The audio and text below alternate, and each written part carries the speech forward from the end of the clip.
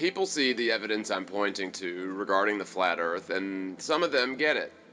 Some people will state they know that I'm wrong and point to the programming as evidence, which is very strong indeed.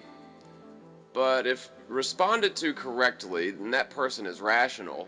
He or she will certainly agree that there are some interesting points about the flat earth model, which make a lot of sense, and also explain the contradictions galore in the globe model theory. But what about the programming? People who have never been introduced to MK Ultra, PsyOps, Monarch mind control, etc. will think programming is something only found in science fiction films, or even worse, that it's a general term for the stuff we can see on TV at a given time. Honey, the programming's on, let's watch Honey Boo Boo. That's my favorite program, etc. I often wondered why people called their favorite shows their programs. Perhaps this was a Freudian slip, their subconscious trying to tell them something not apparent to their waking, quote, rational mind. The programming is rather obvious to our subconscious. The garbage shoveled into our mind via the television waves is inherently altering the way we think, or the ideas we subscribe to. Indeed, the programming is a very suitable word for it, and it is very potent indeed. Day after day, year after year, the programming has essentially remained the same if you're not paying attention. If you inspect the, quote, evolution of the programming, it's actually gotten more intense in its effect, sharper in its mediums, and ever deeper into the subconscious minds of the masses and ever younger audiences targeted. Oh, and let's not forget the ever more perverse, but also effective as the years go by. It's commonplace for a child to see a full-on naked chick doing the reverse cowgirl in a cartoon with a cute little mouse or whatever, or getting a good long look at Jessica Rabbit's nether regions. We're told to think it's just a couple of perverted artists having a laugh, but in reality there are very specific reasons subconsciously to expose children to repeated displays of perversion. The groups that produce and distribute cartoons are run by the very same people who meet secretly behind closed doors with the executives in bed with the military-industrial complex. Walt Disney is a prime example of this. He was so tied in with the military-industrial machine, just like all the other major distributors of videos and music. People think this is all just a conspiracy theory. However, if you give the topic even a cursory glance, you'll find that these groups such as Disney, Viacom, Time Warner, etc. spend ridiculous amounts of money on producing content designed to control our collective consciousness and our collective paradigm to their benefit and to very specific ends. Once you've awakened to their antics, it's very much like the end of Matrix 1, where Neo finally sees the agents and the Matrix as a whole for what it truly is. The globe-shaped world spinning around the sun we believe to be obvious, true, and correct is really a theoretical fantasy, enforced by the mass media and the federal school system, also known as Operation Make Everyone Dumb as Fuck, and I'll abbreviate that as O.M.E.D.A.F. So maybe the literal depiction at the end of the Matrix 1 isn't exactly true, but it's one hell of an accurate analogy, to be very honest. The little square box that's been in everyone's living room for the last several decades and on the big screen for the last 100 years has been the guiding force behind the direction of our society in general, which is a very scary thought indeed. People believe they are free and independent, but if you're told what to think, how to think, what to buy, and how you should view certain topics, specifically the shape of our world, how free are we really? Operation Make Everyone Dumb as Fuck is the perfect balance to the idiot box designed to program us because they teach our children to follow orders, color inside the lines, and do not think outside the pre-approved box. Tests are designed to gauge one's ability to memorize information and regurgitate it on demand. Would you like fries with that? Whether that information is true or correct makes no difference to O.M.E.D.A.F, as long as the specific paradigm shoveled into the minds of all the children is the same across the board.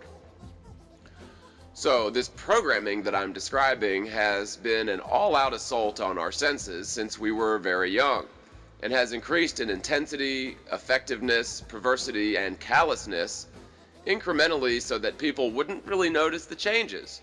Sort of like boiling a frog, if you're familiar with the analogy. Now, the vast majority of the world sees the programming as the absolute, irrefutable truth. They will believe essentially anything that is said on the idiot box or what is relayed to them via Operation Make Everyone Dumb as Fuck, since it was asserted to them by a figure or a device which they trust inherently. In the case of the idiot box, people will even subscribe to ideas subliminally suggested to them in a completely fictional movie without them even knowing it. That's how hypnotic suggestion works. Your mind is wooed into a malleable, suggestible state wherein your, quote, rational mind is intensely focused on the plot of the movie, or possibly not focused on anything at all, but you're taking in all sorts of secondary information relayed to you by the master craftsmen who made the movie, cartoon, documentary, or advertisement, whether you like it or know it or not. People will say this is hogwash, quote, conspiracy theory, but I'm sorry to say that it is indeed very true. The CIA and other secretive Freemasonic alphabet organizations within the government have a very real, vested interest in keeping our people dumb as fuck and content with their fiat currency and popcorn. Bread and circus was the TV of Rome, but the idea is still very much the same. Divide and conquer. Sure, on the macroscopic level, the idiot box does a very good job of dividing us all into an infinite number of groups. It's very easy to pit the unwashed masses against one another, but more importantly and more difficultly, to divide and conquer an individual's mind. If you can do that, then you're on to something. Truly, by putting ourselves at odds with our own self, they create the perfect type of mind to be controlled. Mushed up and mashed up, our minds are easily led down propaganda lane, taking in all the subliminal programming without even realizing it. And the next thing you know, you have an entire world believing it's cool to shoot people in the head for the fuck of it, or that it's illogical to assume that we live on anything but a spinning globe hurling through space a gazillion miles per hour. Thanks to the lying Freemasons of NASA and the like, we found ourselves in a world where science is trumped by pretty pictures, and the rational, skeptical scientists of the world will vehemently defend an unproven theory such as gravity as a known fact.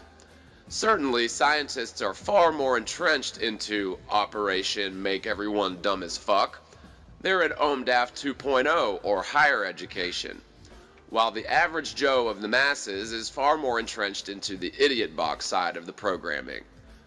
Both of the methods are powerful in their own right, but couple them together and you have a situation where even a rational, scientific, very smart person can be totally misled starting at a phase in their life when they believed in the Santa Claus or the Tooth Fairy or the Easter Bunny. When NASA faked the moon landing, they spread their lies liberally across O.M.E.D.A.F and the idiot box alike for decades. They essentially caused a hotly debated false theory to become the absolute irrefutable truth. In truth, NASA is a pack of lying Freemasons who designed the Apollo mission films to trick the world. People always seem to think there's no motive for this. What could they possibly gain from such a fantastic lie?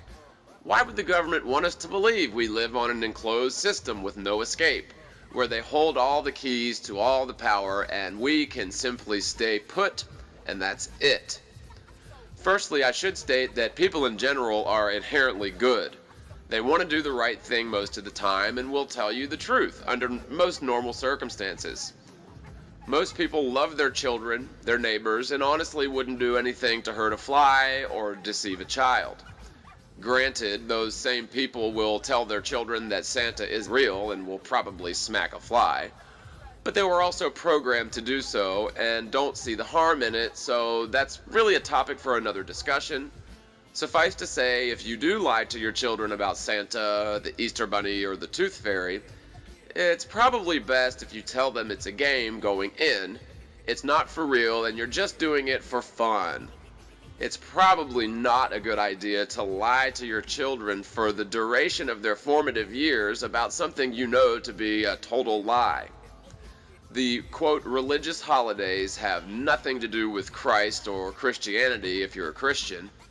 Again, I'm sort of straying off topic here, but just so you know, Easter is the worship of Ishtar, the pagan fertility goddess, where in ancient rituals they would dye eggs in the blood of a sacrificed virgin on the spring equinox.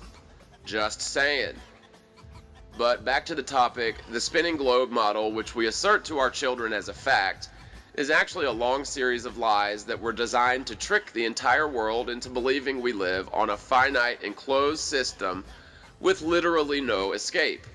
If the entire world believes or, quote, knows that we live on a spinning sphere hurling through space, then the world becomes a boring, scary place where material possessions trump compassion, generosity, or empathy for your neighbor, and a worthless fiat currency becomes the end game for criminals and doctors alike. Could you imagine traveling to an alien civilization where the inhabitants appear to be intelligent and good-hearted, but would literally kill or at least deceive one another in order to accrue greater amounts of worthless paper? People seem to think that money makes the world go round, which it doesn't, and that if you don't make enough money, then you're somehow less of a person than the rich guy down the street. Could you imagine if our world evaluated love or empathy as highly as they do the Benjamins?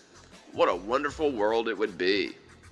In truth, the very money we spend is a spell, designed to make people go crazy and worship or lust after a piece of paper that isn't worth the money it takes to print it.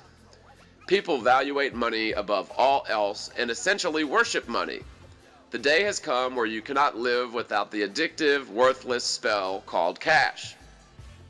But money isn't the only spell we're under. We've all been tricked since the time we were very young and gullible to believe a lie that states we live on a spinning globe. It's a very deep psychological observation to make, but once you realize our world is flat and stationary and is nothing like the wandering stars we can view orbiting the magnetic center, do you see how uncomfortable the idea of living on such a globe will make you feel? The globe Earth is a dangerous, scary, lonely, boring place with no escape. Sort of like a prison, but a prison for your mind. Indeed, the spinning globe is one of the most powerful forms of mind control and is reinforced by all other forms of mind control built into our society. It goes way beyond the idiot box and Operation Make Everyone Dumb as Fuck, the schooling, because all things that happen on our world happen on the globe world. It makes it appear as if we need to worry about things like overpopulation or not enough food or global warming, fuel crises, etc. The globe causes scarcity of the worst kind, and that scarcity causes greed to skyrocket and compassion to bottom out. The enclosed system makes manipulating the masses a piece of cake, and the powers that be have our minds right where they want them. Our society and the world at large is beyond sick. This is by design. The masters of this world understand control of the mind very well. Did you know the word government literally translates to mind control? It's very sad to see people revert to the programming since they're comfortable with it, but if you can possibly consider the facts surrounding the flat earth, if only for hypothetical conversation, then you may have a chance to understand the truth, and you will not be perpetually stuck in propaganda land being led by the nose in any direction they want you to go. I urge everyone to consider the facts surrounding the true, correct, flat earth model, and please try to put the toy globe down for a scientific scrutiny. You will find that the globe model is rife with all sorts of contradictions and fallacies, and the flat earth model is really quite sound and logical and explains all the contradictions regarding the globe model. Some of this will be a recap of my other vids, while some of it may be a slightly new take on things. The fact that we can see buildings from about sea level, vertical, perpendicular to the horizon from over 50 miles away, proves that our world is definitely not a globe. The ground level should drop 8 inches per mile squared away from the observer's eye. The fact that we can see such buildings from 50 miles away with the aid of a telescope literally disproves the globe model completely, but still people cling to the model and discard this fact that is right in front of their face. If you do not understand perspective, it causes distant objects to get smaller and smaller until they reach the vanishing point, or the horizon. The horizon is where the earth and sky meet, and objects that travel beyond that point will get exponentially smaller. People state that if the world were flat, we should be able to see Europe from the east coast of the US, about 3,500 miles away. In truth, the coast of Europe and all of the skyscrapers there would be microscopic from 3,500 miles away, and the opacity of the atmosphere at that distance would make them invisible, even if they didn't get so small to be microscopic. If you've ever viewed a mountain range, the mountains further in the distance appear to be grayer and grayer, because more atmosphere is between your eye and the object. Imagine 3,500 miles of atmosphere, and the laws of perspective causing objects to get so very microscopically small at that distance, it's really no surprise at all that we cannot see Europe from the east coast, even on a clear day on the flat earth. The laws of perspective make it easy to trick people into thinking we live on a globe, but that's all it is a trick. Our world is definitely not spinning. A 2,500-mile flight from New York to LA will be identical in duration to its return flight.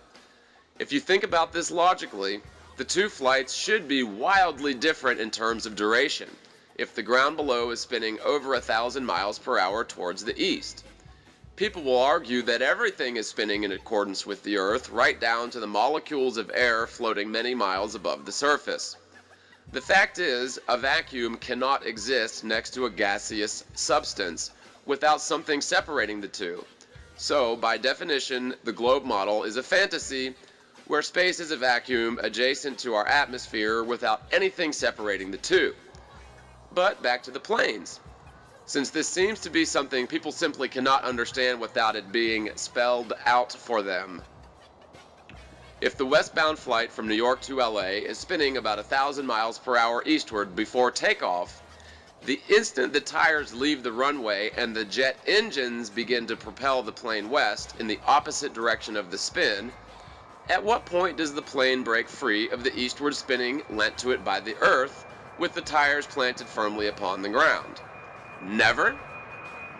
The second law of motion states an object in motion will tend to maintain its velocity until enacted upon by some other force.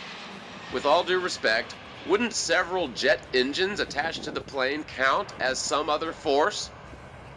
Even if the plane is spinning with the Earth at 1,000 miles per hour before takeoff, when the plane heads west traveling in the opposite direction of the spin, the plane is traveling at a max rate. For argument's sake, we'll say it's 500 miles per hour, but if you do the math, most planes make the journey from New York to LA at an average rate of 458 miles per hour, but we'll say 500 to make it a round even number. However, if the Earth is also spinning east at 1,000 miles per hour, the westbound flight should be very short, since the destination should be racing towards the plane, which is not connected to the spinning Earth any longer, and the engines are indeed propelling it through the air in the opposite direction as the spin. On the return flight, the plane going east from LA would need to race against the spinning Earth going 1,000 miles per hour, and would also need to beat that spin by a full 500 miles per hour to ensure the flights have identical duration.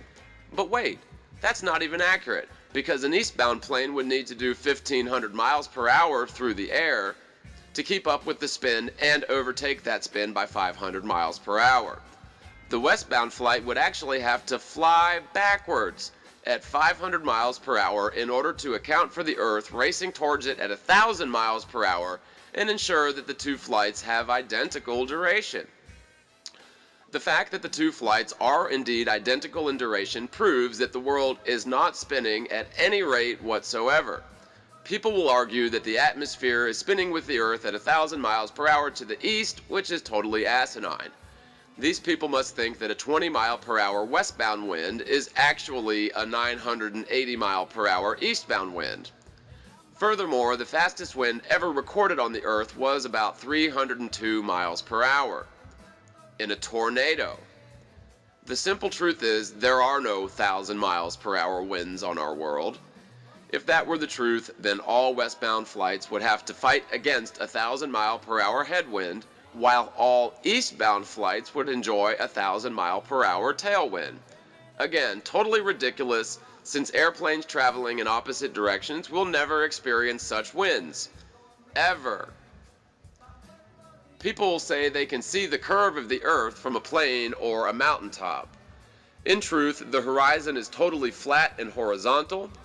If you could gain enough altitude, say in a weather balloon with a camera, to see the horizon at 360 degrees around you, the horizon will be a flat and eye level regardless of altitude.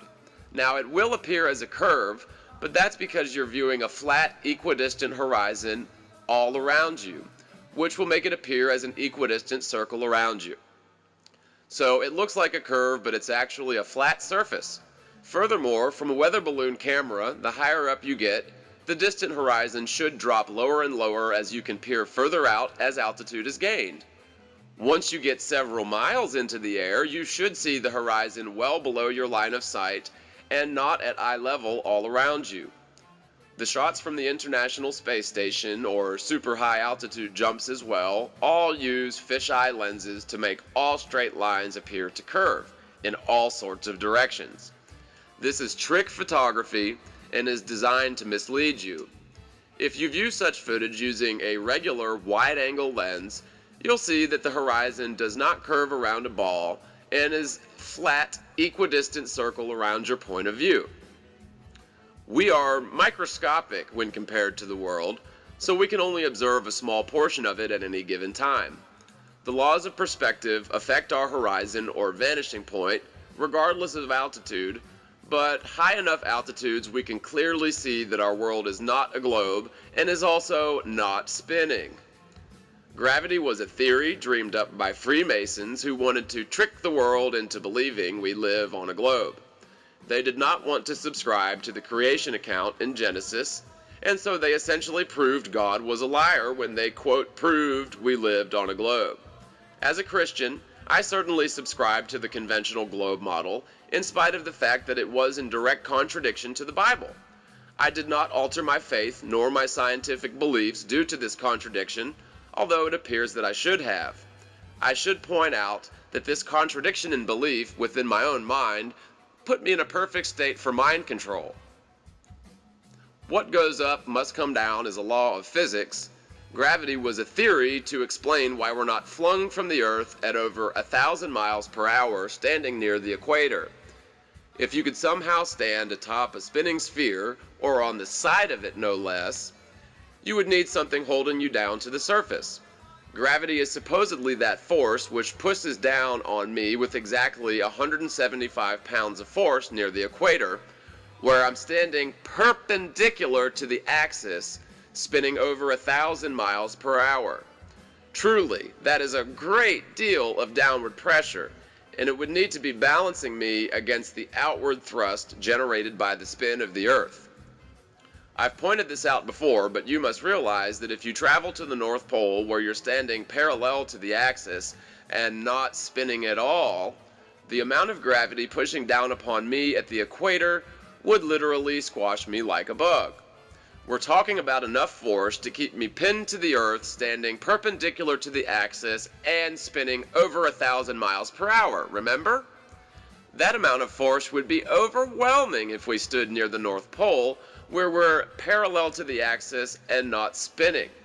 It wouldn't cause you to weigh a little bit more. It would cause you to weigh many thousands of times more, and no amount of arguing will change this. When the globe model was being theorized, people didn't have the technology to travel to the North Pole and weigh themselves. Indeed, the first person supposedly to travel to the North Pole was in the early 1900s, and even that is debated. The conquest of the North Pole was for many years credited to U.S. Navy engineer Robert Peary, who claimed to have reached the pole on the 6th of April in 1909, accompanied by Matthew Henson and 4 Inuit men. However, Peary's claims remain highly disputed and controversial. Now, these guys were mariners on an expedition and probably didn't weigh themselves to prove or disprove the globe model. They just wanted to get there and eat snow cones or whatever it is they do there. So, in theory, the globe model would fall apart if we weighed about the same at the North Pole versus the equator. When I was in science class as a child, I remember being told that the barometric pressure above me was pushing down on me with whatever I happened to weigh on a scale. I remembered thinking to myself, even then as a small child, probably 10 years old or so, but what about gravity? Isn't that also pushing down upon me along with the barometric pressure you're talking about? So I sort of let the question slide into the back of my mind as a strange coincidence about the globe model. So if people weigh slightly more at the North Pole, it could be explained by changes in barometric pressure, or the air pushing down upon me differently at the North Pole versus at the equator. That does tend to happen with major changes in temperature. But it certainly doesn't account for the major force of gravity pushing down upon me at the equator, keeping me pinned to the earth in spite of traveling 1,000 miles per hour to the east and again standing perpendicular to the axis. Anyone who tries to argue this point is a pseudoscientist or a shill, or they simply don't understand physics, geometry, rotational motion, or critical thought. People tend to think that since I'm pointing to evidence of the flat Earth, that I'm somehow stating the moon and sun are also flat. The theory is the flat Earth theory, which is true and correct and has nothing to do, as far as I'm concerned, with the sun or the moon being flat disks. There are some flat earthers who believe that the sun and moon are flat disks. I could be wrong about this. Indeed, I could be. But I believe the sun and moon are spherical and massive objects, not nearly as far away or as massive as told in the conventional model. Again, we can use Euclidean geometry to estimate the distance of the sun, which I've detailed in one of my other videos. The end of the world, the globe is being crushed. The moon and the sun can accurately be measured as about 35 miles in diameter and about 3,000 miles away. Something is apparently causing them to orbit the magnetic center of the known universe, which is fixed upon our North Pole. This force appears to be electromagnetic and could be explained by quantum locking, which is a magnetic phenomenon with supercharged objects. The picture, the one single picture of Earth from space, quotes, Earth from space, courtesy of the lying Freemasons of NASA, is obviously perfectly spherical, just like the sun and the moon.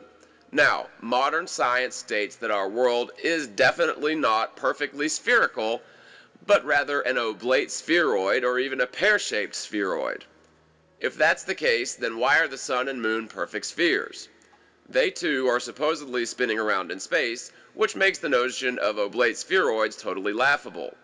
And furthermore, what about the perfect sphere shot by NASA in the one single picture of the Earth from space?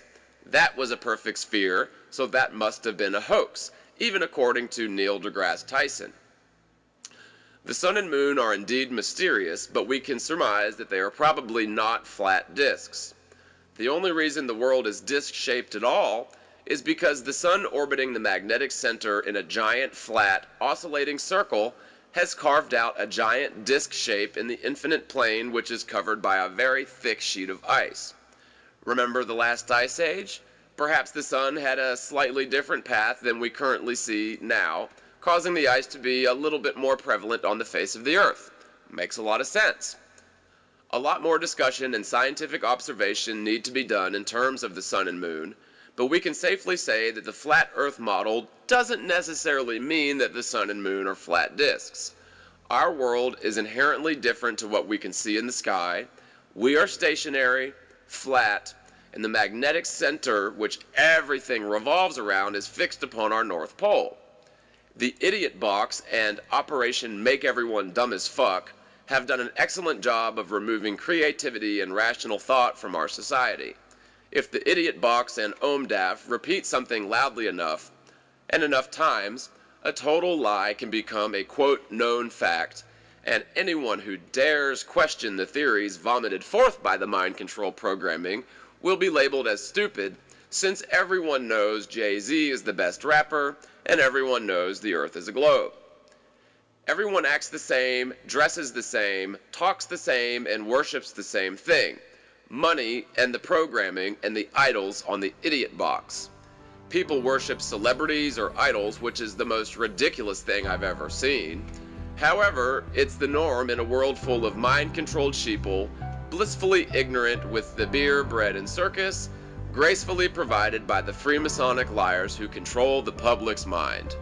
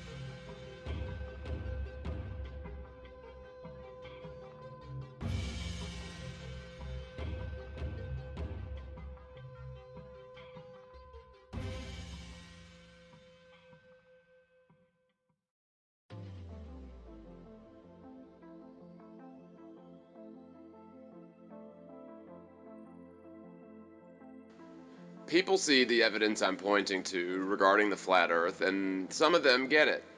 Some people will state they know that I'm wrong and point to the programming as evidence, which is very strong indeed. But if responded to correctly, then that person is rational.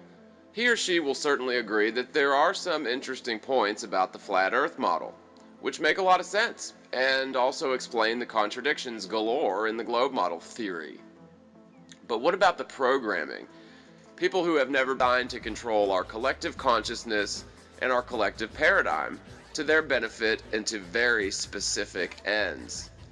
Once you've awakened to their antics, it's very much like the end of Matrix 1, where Neo finally sees the agents and the Matrix as a whole for what it truly is. The globe-shaped world spinning around the sun we believe to be obvious, true, and correct is really a theoretical fantasy enforced by the mass media and the federal school system, also known as Operation Make Everyone Dumb as Fuck, and I'll abbreviate that as O.M.E.D.A.F. So maybe the literal depiction at the end of the Matrix 1 isn't exactly true, but it's one hell of an accurate analogy, to be very honest. The little square box that's been in everyone's living room for the last several decades and on the big screen for the last 100 years has been the guiding force behind the direction of our society in general, which is a very scary thought indeed. People believe they are free and independent, but if you're told what to think, how to think, what to buy, and how you should view certain topics, specifically the shape of our world, how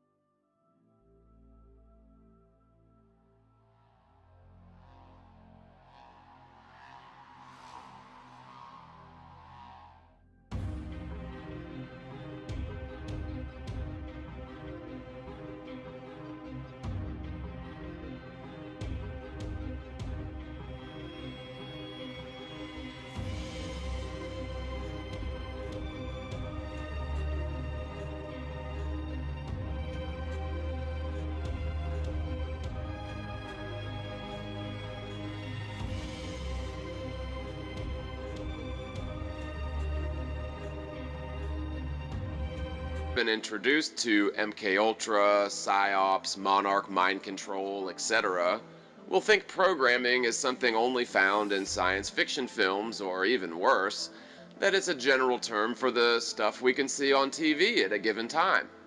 Honey, the programming's on, let's watch Honey Boo Boo. That's my favorite program, etc.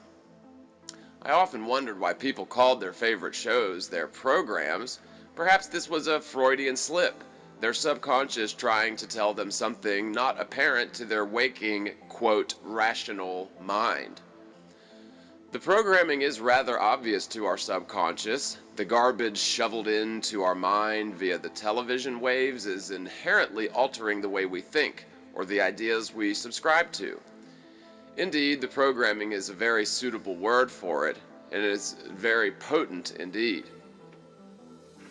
Day after day, year after year, the programming has essentially remained the same if you're not paying attention. If you inspect the, quote, evolution of the programming, it's actually gotten more intense in its effect, sharper in its mediums, and ever deeper into the subconscious minds of the masses and ever younger audiences targeted. Oh, and let's not forget the ever more perverse, but also effective as the years go by. It's commonplace for a child to see a full-on naked chick doing the reverse cowgirl in a cartoon with a cute little mouse or whatever, or getting a good long look at Jessica Rabbit's nether regions. We're told to think it's just a couple of perverted artists having a laugh, but in reality there are very specific reasons subconsciously to expose children to repeated displays of perversion. The groups that produce and distribute cartoons are run by the very same people who meet secretly behind closed doors with the executives in bed with the military-industrial complex. Walt Disney is a prime example of this. He was so tied in with the military-industrial machine, just like all the other major distributors of videos and music. People think this is all just a conspiracy theory. However, if you give the topic even a cursory glance, you'll find that these groups such as Disney, Viacom, Time Warner, etc., spend ridiculous amounts of money on producing content designed